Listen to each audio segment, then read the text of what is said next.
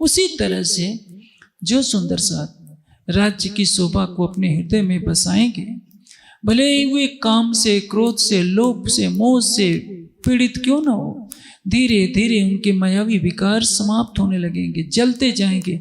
और एक समय ऐसा आएगा कि जैसे राज्य निर्विकार है, उनका हृदय भी निर्विकार हो जाएगा।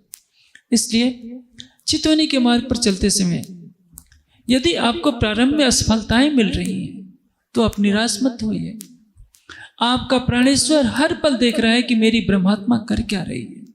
आपका मन भागता है, भागने दीजिए, धैर्य मत खोइए। अपने हृदय का समर्पण और प्रेम बनाए रखिए।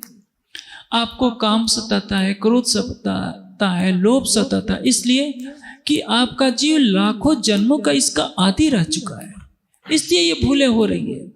एक क्षण ऐसा होएगा जब करोड़ों कुंतल का जैसे रुई का पहाड़ हो, एक चिंगारी लगाते ही जलकर राख हो जाता है, वैसे राज्य के प्रेम की अग्नि पल भर में आपके विषय विकारों को जलाकर ध्वस्त कर देगी।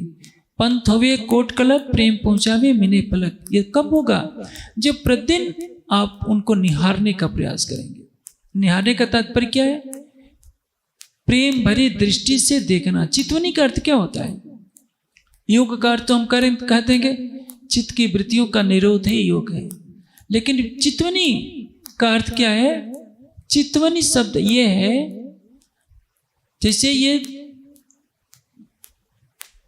मेरे नेत्र हैं और मेरे सामने, जैसे मैं आपको एक घटनाक्रम बताता हूं। सीता और राम का विवाह हो रहा है। उस समय मर्यादा हुआ करती थी। आजकल के तो बच्चे शादी होते ही एक दूसरे का हाथ पकड़कर चल देते हैं, क्योंकि वो पश्चिमी दुनिया से प्रभावित होते हैं। राम भी खड़े हैं, सारा राजाओं का समूह खड़ा है, प्रजा खड़ी है। सीता की इच्छा होती है कि मैं देखूं राम का मुख कैसा है। तो कैसे देखेगी? सीता अपनी अंगूठी के नाखून में देखती है, अंगूठी में राम का मुख झलक रहा है, तो देख लेती है, तिरछे नेत्रों से देख लेती है कि राम ऐसे हैं। तो वो प्रेम की जो तिरछी दृष्टि होती है, प्रेममयी दृष्टि आत्मा की, उसको कहते हैं चितवनी। ध्यान की वह प्रक्रिया जिसमें हमारा मन समाप्त हो जाए, बुद्धि समाप्त हो जाए, केवल आत्मा की दृष्टि खुल जाए और वो आत्मा की प्रेममयी दृष्टि साक्षात राज्य को देखे, उसको कहते हैं चितवनी। आपको जो रट्टा लगाया जाता है, या आभूषण या थंबा या जो कुछ है, ये तो बुद्धि मूलक है, इसमें तो मन और बुद्धि कार्य कर रहे हैं, ये चितवनी नहीं है। आपको चितवनी के मार्ग पर चलाने का प्रयास किया जा रहा है। और यदि आपके हृदय में उसकी शोभा बस जाती है, राज्य की शोभा, जैसे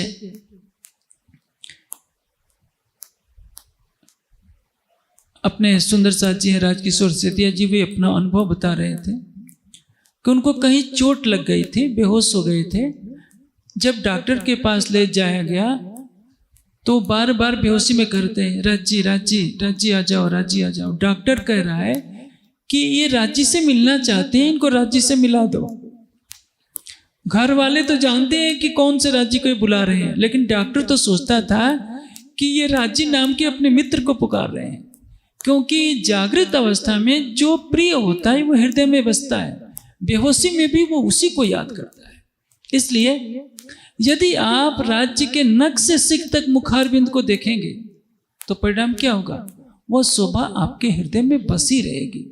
बेहोशी में भी आप उन्हीं को याद करेंगे, संसार नहीं आएगा।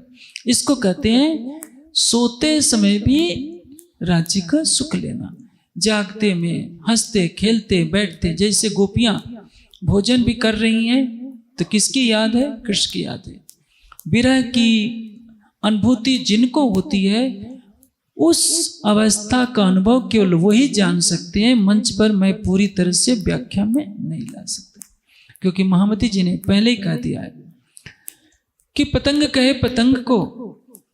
एक पतंगा दूसरे पतंगा से कहता है कि देखो मैंने दीपक देखकर आया हूं, चलो तुमको भी दीपक दिखा देता हूं।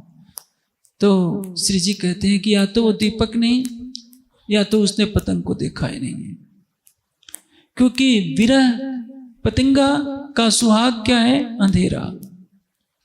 जब दीपक जलता है तो पतंगा सोचता है कि मेरा तो सुहाग नष्ट हो गया, मैं जी कर क्या करूंगा, और दीपक पर झांप मारता है, या तो उसको बुझा जाता है या स्वयं अपने जीवन का दीप बुझा लेता है।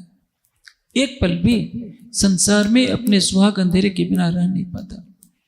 हम सुंदर साथ तो भले ही परम धाम की ब्रह्मात्मा है, तो क्या उस तुच्छ पतंगे के सामने हम क्या हैं? हमको तो राज्य ने सागर श्रृंगार की वाणी दी, परिक्रमा की वाणी दी, हौज कौसर का वर्णन किया, सारी लीलाओं का वर्णन किया कि देखो हौज कौसर के अंदर टापू महल है, चतुर्दशी के दिन उस पर बैठकर सुख लेने, लीला का सुख क्या होता है, हौज कौसर में झीलना करने का सुख क्या होता है, पुखराज की तलहटी में भ्रमण करने का सुख क्या होता है, रंग महल की 10वीं आकाशी का सुख क्या होता है, मानिक पहाड़ के हिंडोलों का सुख क्या होता है, पश्चिम की चौगान में खेलने का सुख क्या होता है, राज्य के नख से सिख तक की शोभा में डूबने का सुख क्या होता है। हम पढ़ते हैं और हमारे इस बेशक इल्म की रट्टा मार ज्ञान को सुन देख जब राज्य देखते हैं तो राज्य खूब हंसते हैं कि जो इस ज्ञान को लेकर जो इनको करना चाहिए था उसमें इनका मन नहीं है, वो तो केवल कहानी का ही विषय बना रखा है।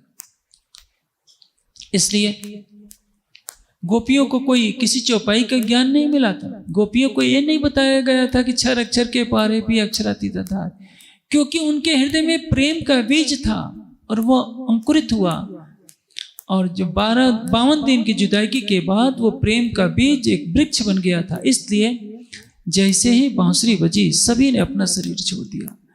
हमारे हृदय में प्रेम है ही नहीं, हमारा सूना हृदय है। याद रखिए, यदि आपका हृदय सुना है, संसार से सुना है तो ठीक है, लेकिन राज्य की तरफ से सुना नहीं होना चाहिए। आपके हृदय की सारी रसधारा अपने हृदयेश्वर के लिए होनी चाहिए, अपने प्राणेश्वर के लिए होना चाहिए, अपने अखिलेश्वर के लिए होना चाहिए, क्योंकि वो आपका प्राणेश्वर है, हृदयेश्वर है, अखिलेश्वर है, आपका प्राण वल्लभ है, प्राण जीवन है, प्राण प्रीतम है, प्राणनाथ है, अनादि है, अनंत है, सच्चिदानंद है, सकल गुण निधान है। और ऐसे अपने आराध्य को पाकर यदि आप उसको भूले रहते हैं तो इससे बड़ा अभागापन और क्या होगा। लेकिन हम उन्हीं की कोटि में, हजारों सुंदर साथी यहाँ बैठे हैं।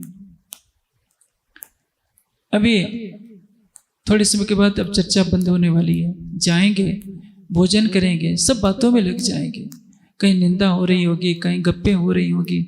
आप लोगों को बुलाने के लिए जाना पड़ेगा, लेकिन वो गोपियां हैं, खाती भी हैं तो उनको लगता है कि मेरा कन्ना मेरे साथ खा रहा है, सोने जाती है तो लगता है कि मेरा कन्ना मेरे साथ है।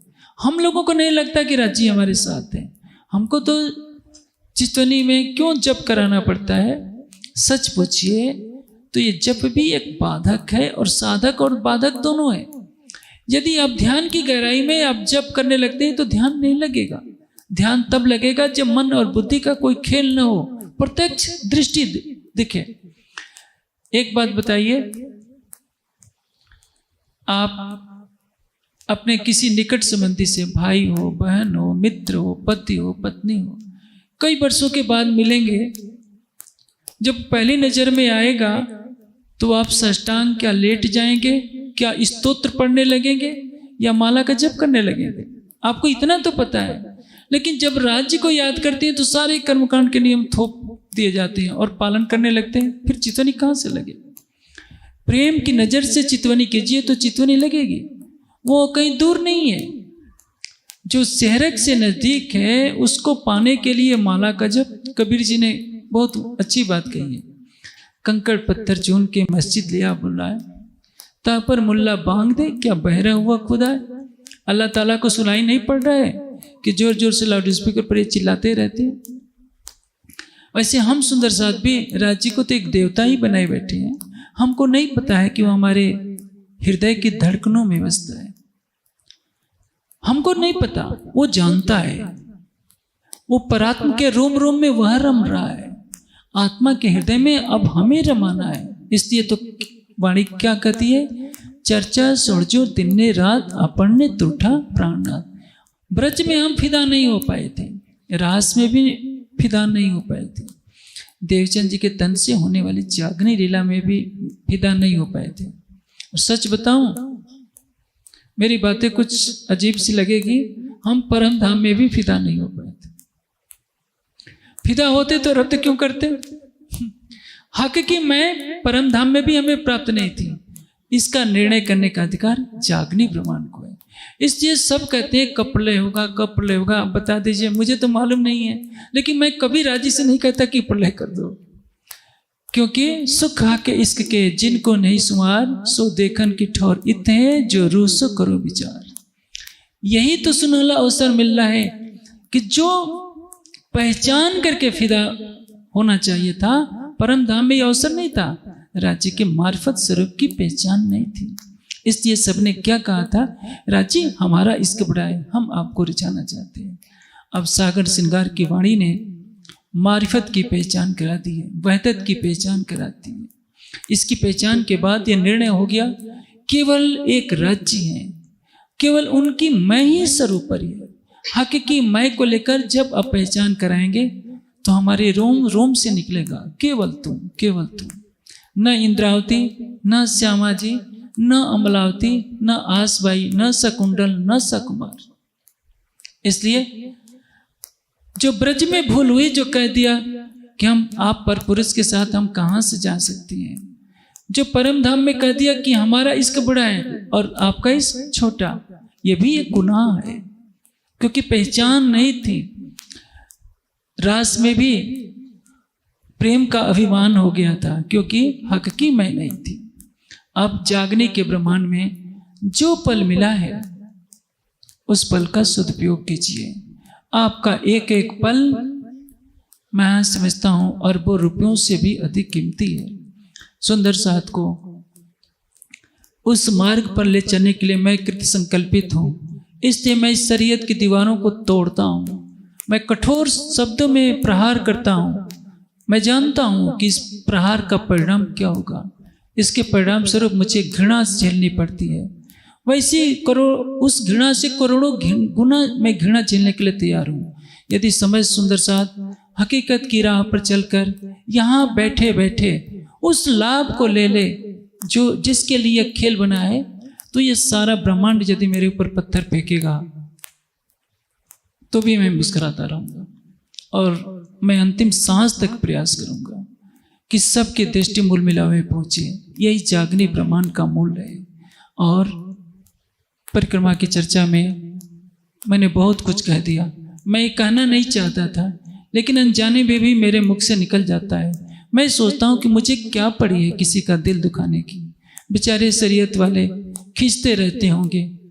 मैं किसी का बुरा करने के लिए तो चर्चा नहीं करता। मैं तो यही चाहता हूँ कि जो